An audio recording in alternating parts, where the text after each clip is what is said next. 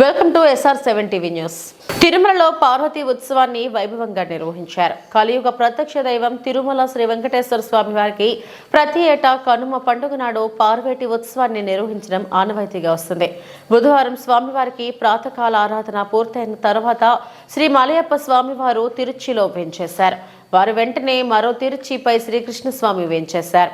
అనంతరం పార్వేట మండపమునకు వెళ్లి ఆ మండపం నందు పుణ్యాహవచనం జరిగిన పిమ్మట మంచలో వేంచేశారు. శ్రీ స్వామివారికి ఆరాధనము నివేదనము జరిగి హారతలు జరిగాయి.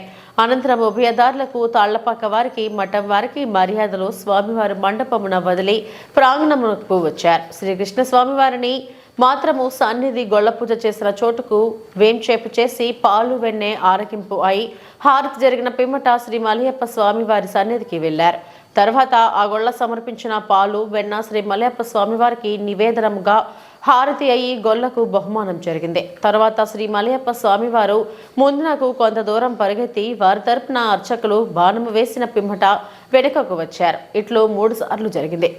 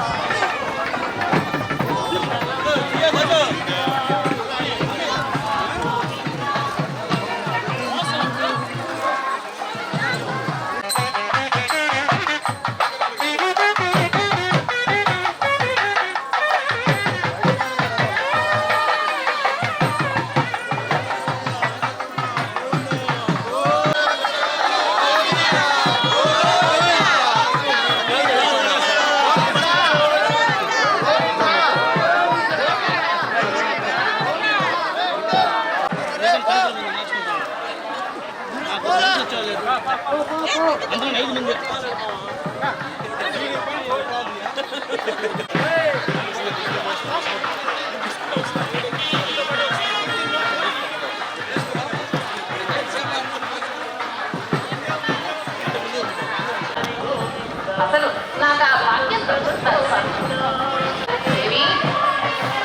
మన చేతుల్లో ఏమైనా ఉన్నదా?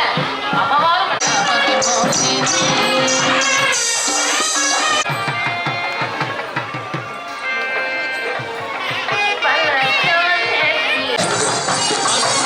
శివ